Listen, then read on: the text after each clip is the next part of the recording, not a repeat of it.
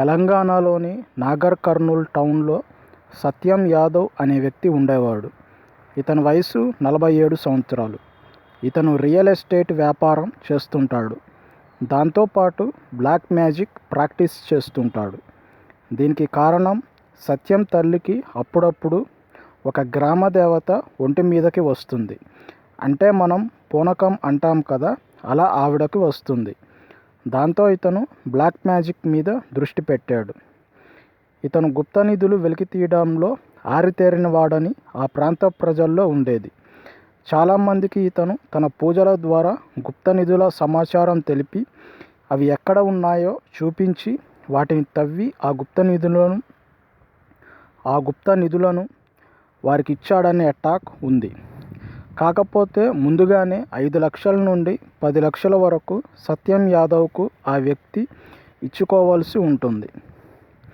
ఒక వ్యక్తి సత్యం యాదవ్ని సంప్రదించాడు. అతని పేరు ఖాజా పాషా. మా ఇంట్లో గుప్త నిధులు ఉన్నట్లుగా నాకు అనుమానం ఉంది.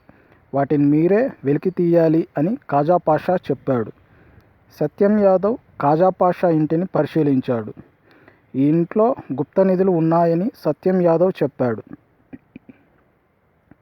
10 లక్షలు ఇస్తే వాటిని వెలికి తీస్తాను అని చెప్పగా నా దగ్గర అంత డబ్బు లేదని ఆ వ్యక్తి చెప్పాడు. మీ ఇంటి స్థలం నా పేరు మీద రిజిస్టర్ చేయించు. గుప్త నిధులు దొరికితే అవన్నీ నీకే. వాటి విలువ కోట్లలో ఉంటుందని సత్యం యాదవ్ చెప్తే ఖాజా పాషా సరేనన్నాడు. రిజిస్ట్రేషన్ అయ్యాక సత్యం యాదవ్ ఖాజా పాషా ఇంట్లో ఒక అమావాస్య రాత్రి పూజ నిర్వహించాడు. పసుపు కుంకుమతో ముగ్గు వేసి అందులో నిమ్మకాయలు పెట్టి పూజ ప్రారంభించాడు. ఆ పూజలో సత్యంతో పాటు ఖాజా పాషా, అతని భార్య, ఒక కూతురు, ఒక కొడుకు, ఖాజా పాషా అత్తయ్య ఉన్నారు. సత్యం యాదవ్ ఒక గ్లాసులో యాసిడ్ కలిపిన పాలను వాళ్ళకి ఇచ్చి పూజకు ముందు ఇది తాగితేనే పూజ సక్సెస్ అవుతుందని చెప్పగా ఆ 5గురు తాగారు.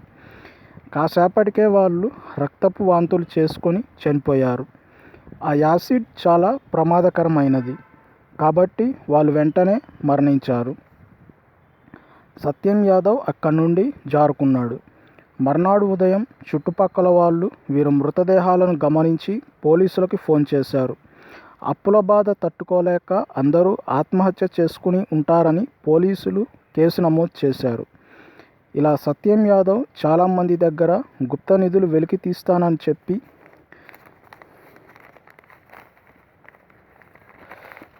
వారి దగ్గర చాలా డబ్బులు వసూలు చేశాడు. డబ్బు వసూలు చేసిన తర్వాత వారిని హత్య చేశాడు. ఇలా 2020 నుండి 2023 వరకు 10 మందిని సత్యం యాదవ్ హత్య చేశాడు. అది నవంబర్ 26, 2023. నాగర్ కర్నూల్ పోలీస్ స్టేషన్కి లక్ష్మి అనే మహిళ వెళ్ళి తన భర్త వెంకటేష్ కనిపించట్లేదని,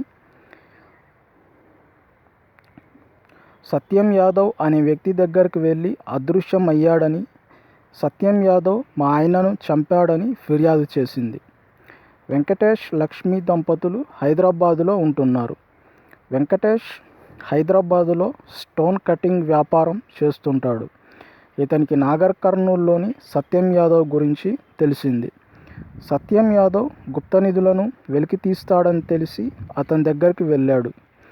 సత్యం యాదవ్ 10 లక్షలు అవుతుందని చెప్పగా వెంకటేష్ తన ఫ్లాట్ అమ్మి ఆ డబ్బు ఇచ్చాడు.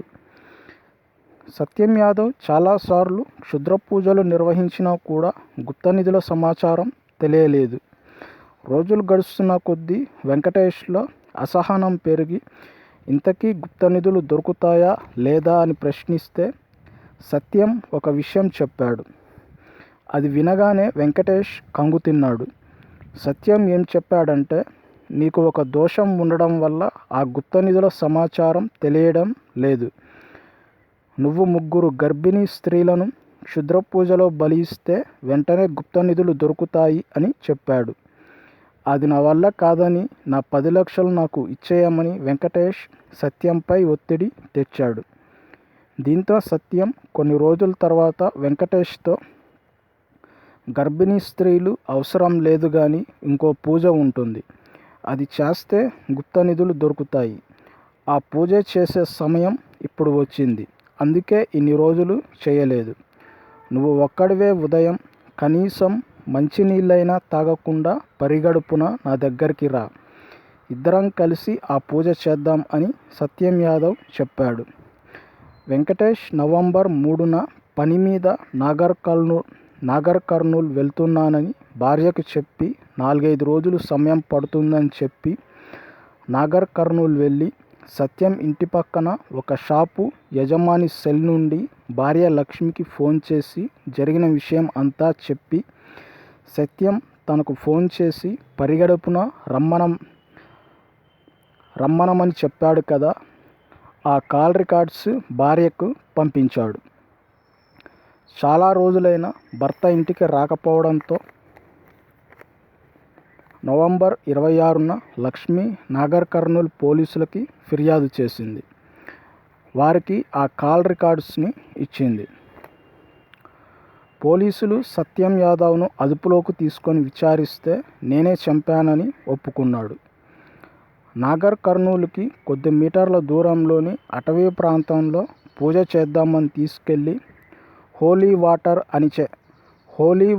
అని చెప్పి యాసిడ్ ద్రావణాన్ని తాగించి చంపానని చెప్పాడు. అదేవిధంగా ఇంతకు ముందు మరో 10 మందిని ఇలానే చంపానని ఒప్పుకున్నాడు. పోలీసులు అటవీ ప్రాంతానికి వెళ్ళి వెంకటేష్ మృతదేహాన్ని పోస్టుమార్టం నిమిత్తం హాస్పిటల్కి తరలించారు. సత్యం యాదవ్ను అరెస్టు చేసి రిమాండ్కి తరలించారు. సత్యం యాదవ్కి ఈ మధ్యనే కోర్టు డబుల్ లైఫ్ సెంటెన్స్ అంటే 2 జీవిత కాలాల శిక్ష విధించింది.